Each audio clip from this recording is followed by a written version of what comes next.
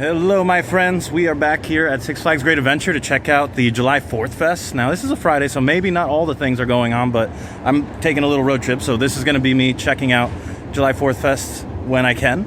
But you'll notice right behind me is El Toro, which unfortunately, just a few days ago, and I had just posted a video about El Toro, riding it, but now, right behind me, unfortunately, it's down.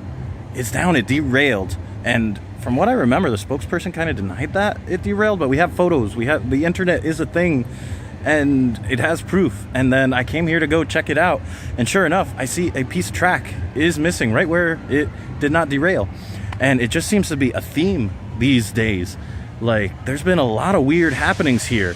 Like, if you're a lift hill, you're in for a bad time for some reason. We're hitting the peak of the summer, and what have we had so far? Gatekeeper had like the lift chain all of a sudden just like unravel itself, just do a bunch of damage to like the track and stuff because it was like going crazy. There was that thing with that Giga Discovery in Six Flags America where it was like resonating with itself or something like that.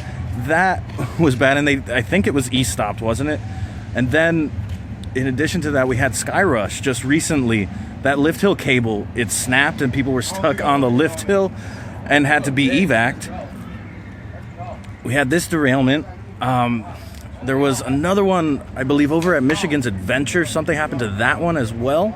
Yeah, it was called Shivering Timbers. I haven't been on that one, but I heard it was down. A lot of people heard about that one. But yeah, I don't know what's going on. Is it maintenance work that's just not being done? Are they understaffed? I don't know, but let me know your thoughts in the comments. I'd be curious to see what you guys kind of think about that whole situation. And then there was even another like mini derailment here with the log flume. So it's like maybe maintenance isn't being done or was put off. Maybe they had to prioritize because of budgets and time. I don't know. But let's take a little peek here at the piece of missing track where the derailment happened. Hopefully this is up and running again, because we're in the middle of summer, and man, it's a bummer to see this type of thing happen. So I'm not sure how well you can see it, but center frame, there should be a piece of track that's not connected to anything and a big old gap.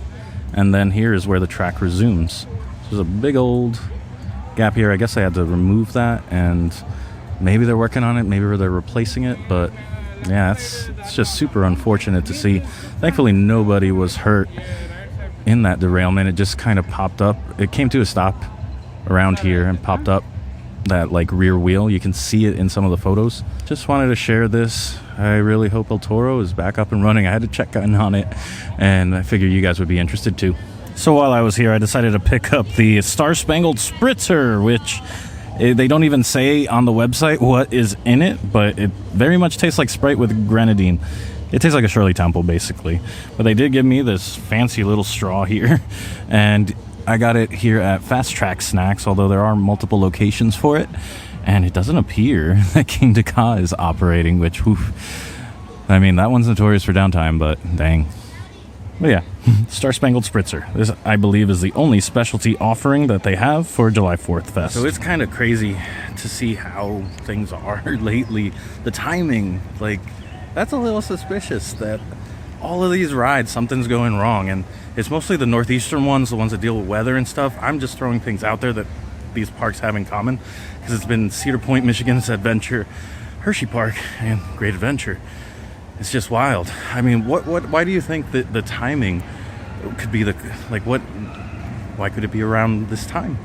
It's like there's coaster gremlins or something. I never really bring them up, because to speak of them is to give them existence. But I don't know, maybe coaster gremlins are a thing, because this is just weird.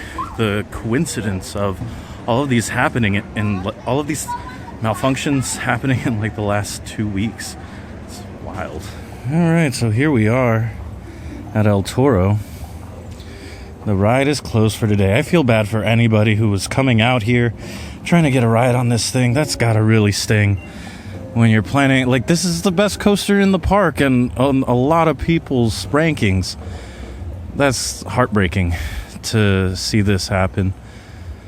I feel bad for a lot of enthusiasts who are coming to get this one, because this is the time. This is like prime time to come out here and get this.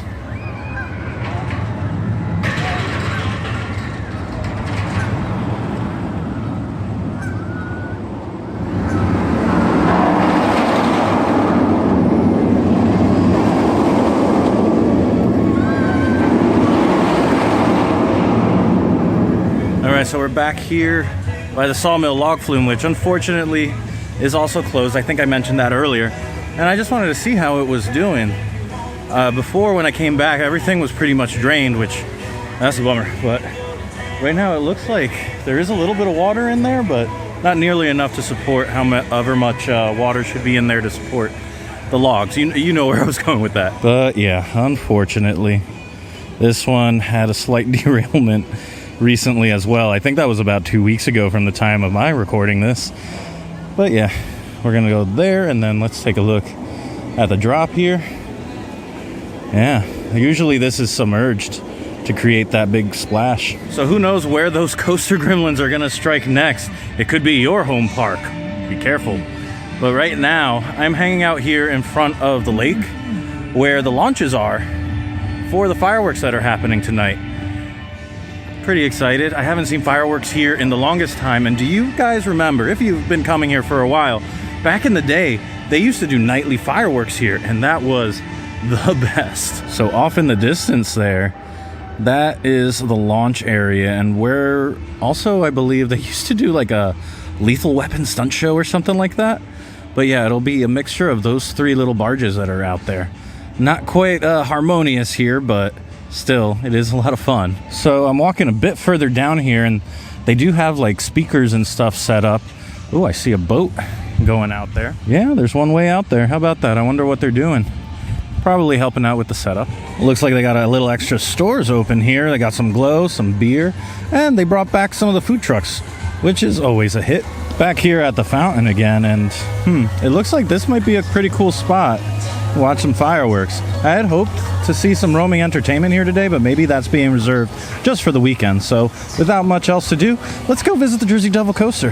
Now, something I might have forgotten to mention is I'm trying out a new camera right now. It's, for those interested, it's the Panasonic S5, which is basically the full-frame version of my G9 that I've been using for like a year now. And the difference being that the sensor size is a little bit bigger, like I think twice or maybe 3 times as big, meaning it can let more light in. The sensor is what, when you're messing with digital cameras, the sensor is basically what's gathering the light and turning it into video or picture. So I'm giving it a shot. Tell me if you think this looks better than my previous vlogs. I'm just letting you know now because maybe this one might become my main camera. Don't know yet. All right, so here we are. Oh, facing the direct sun. That's a nice little test for the camera. But the line looks pretty, this looks like it's a walk-on. All right, guys, I will be right back.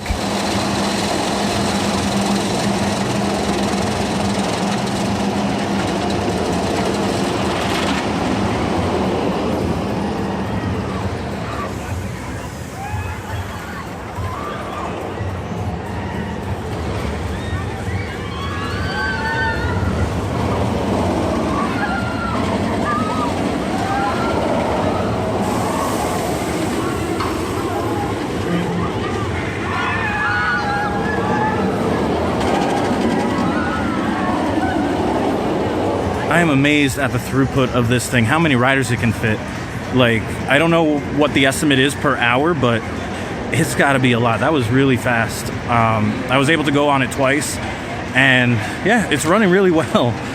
It's a little, what's it called? Like, I can feel a little bit of weirdness in certain parts, but nothing too big. It's still, to me, it's a fun ride. And I think a lot of people didn't know what to expect with this one being the first single rail in the East Coast that a lot of people here in the coaster belt had access to. But I think it's fun, a solid 3 or 4.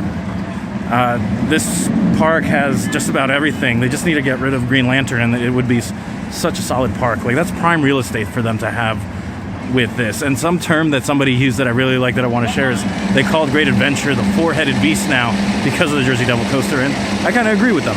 But I'm gonna grab something to eat, and when we pick this back up, I'm gonna start waiting for the fireworks, and I'll see you in a little bit.